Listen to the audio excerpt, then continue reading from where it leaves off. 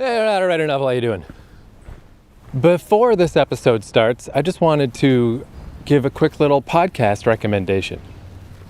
So if you enjoy this podcast with my style of fucking just walking around out in nature with the birds chirping and heard some kind of little fucking bug over there, I don't know, the nice walking around outside style of podcast instead of the sterile sitting inside conventional writing podcast, somebody else started one that is this same kind of format. It's called Teaching Myself to Write Novels by Brianna Maria.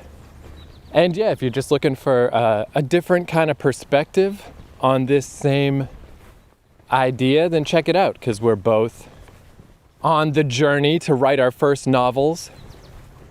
But it's neat because she definitely has different concerns than I do. Like, I think throughout the course of this show, it's become pretty obvious that my greatest enemy or my greatest fear is that I'm gonna stop before I finish the book, because I've stopped so many times in the past.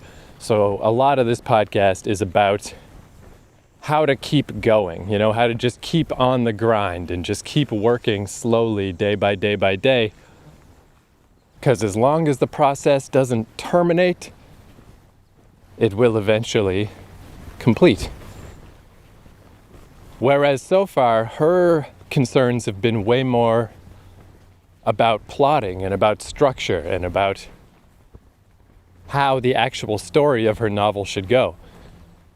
And I think that's pretty interesting. But in particular, if you want an episode to jump in with to test out her podcast, I really like the one she just posted as of this recording, called How to Be an Overnight Success.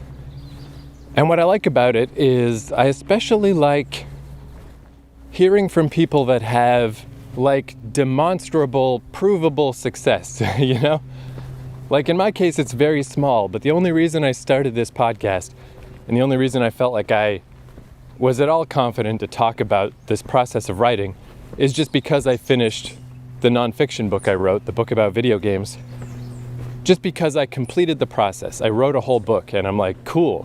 I feel confident that I can take that experience and apply it to writing a novel, and that I'll have something somewhat useful to say, and it won't just be me trying to pontificate and make up shit that I don't know at all what I'm talking about.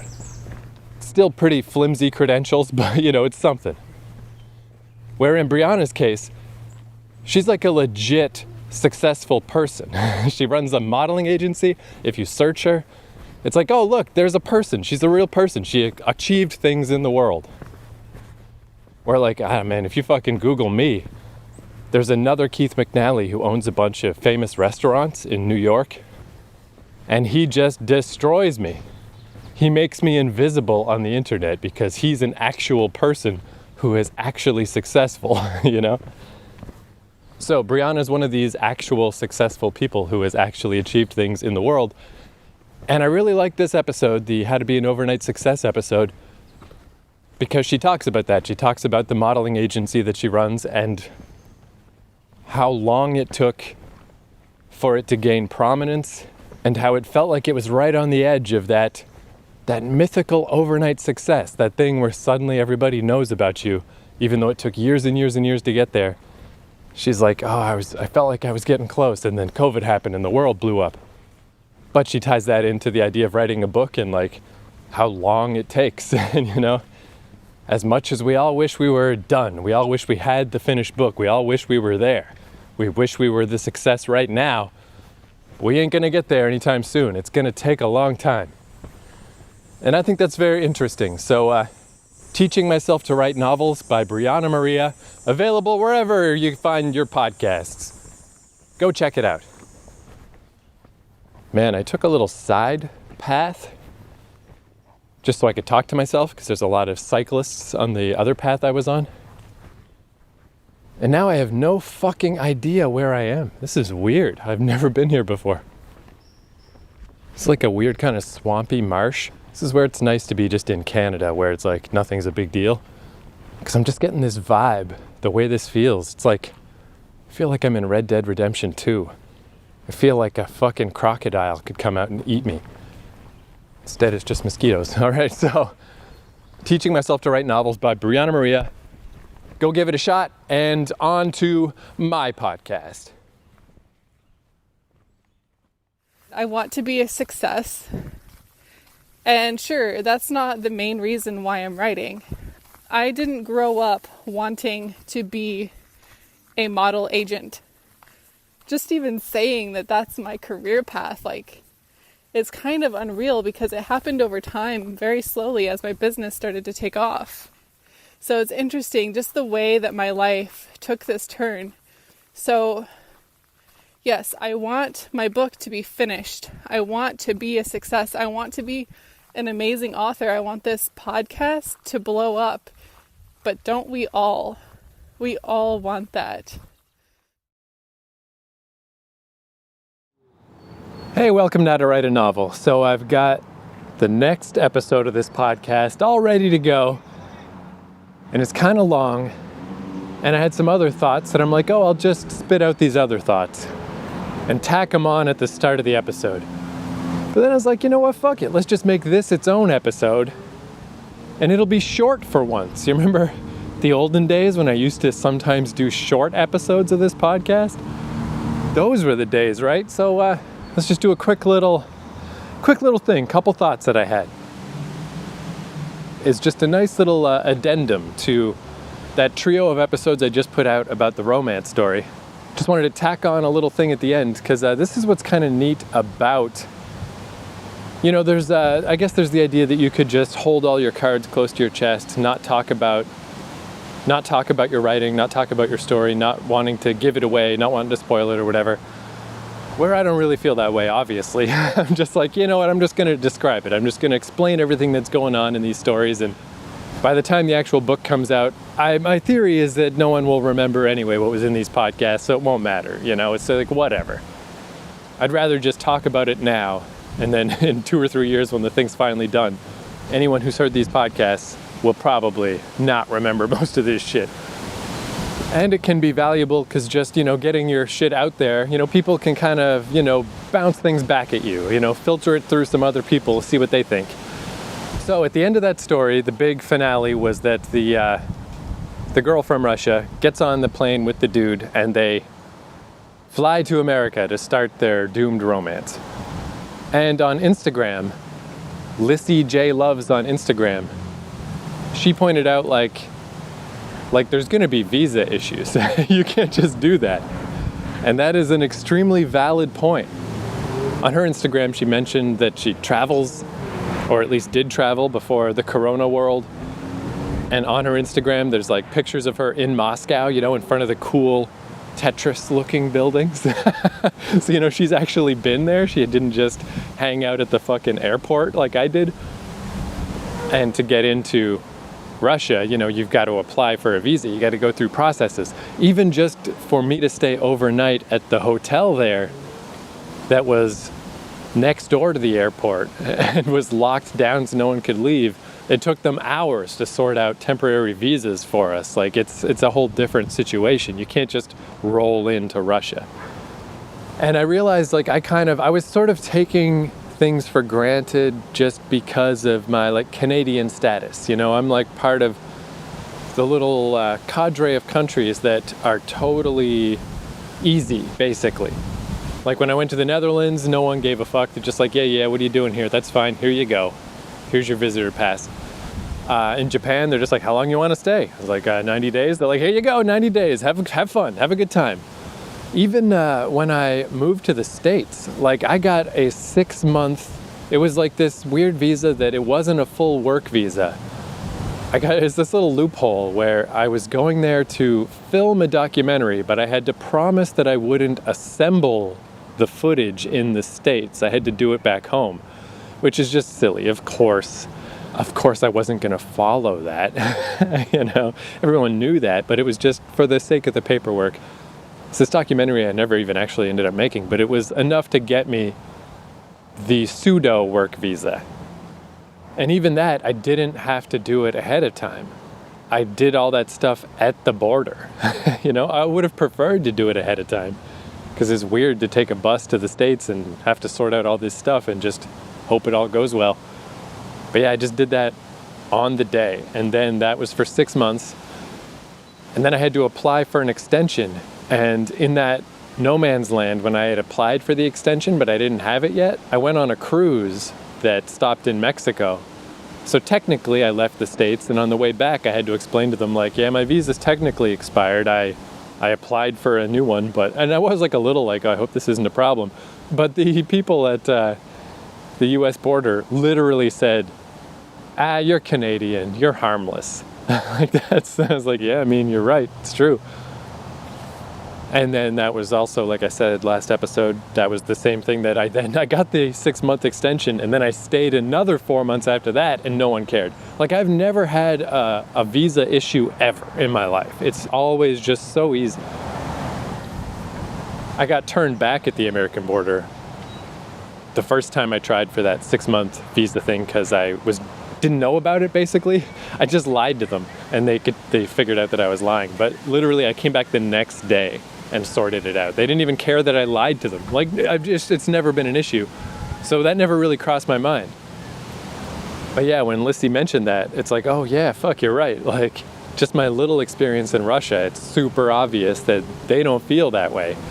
And a Russian citizen going to the US, it's the same thing. They need to apply for stuff. They can't just roll in. Like the relationship between those countries is not the same as the relationship between America, Canada, the Netherlands, Japan, all these easy countries.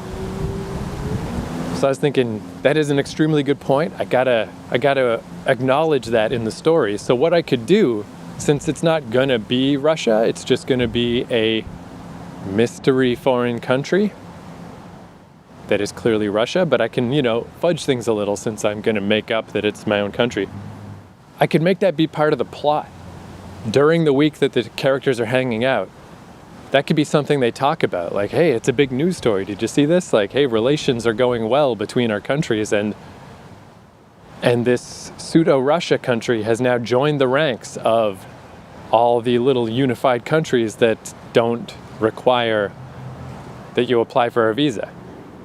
You can just roll in now, just like you can with all these other countries.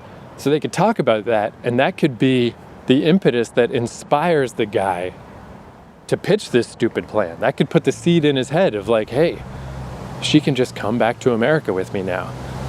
Why don't I do that? Why don't I buy her a ticket? Why don't I pitch this idea to her? Why don't I set this ridiculous plan into motion?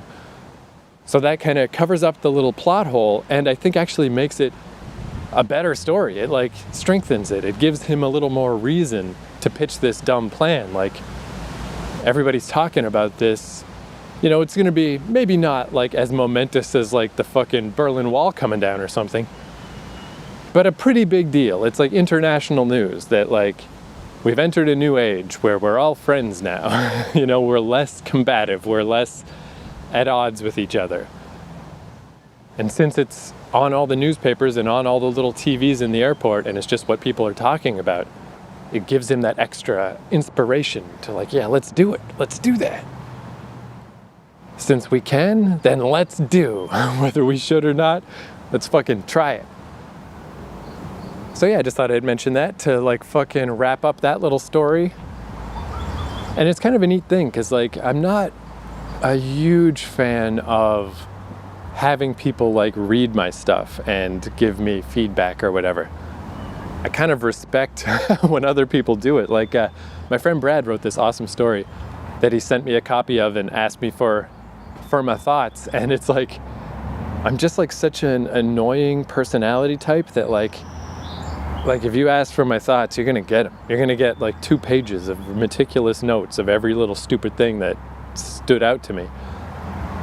And it's probably like an uncomfortable and annoying level of criticism, but it's just like, hey, you asked for it, here it is, boom. But I can dish it out, but I can't take it. I don't like when people do that to me.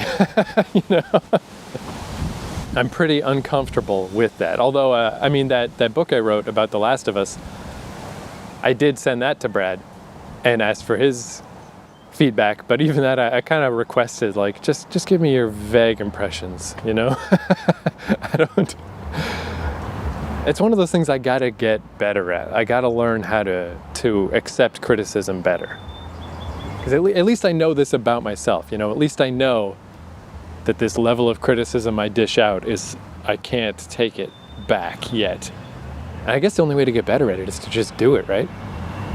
Anyway, whatever. Something I'm working on.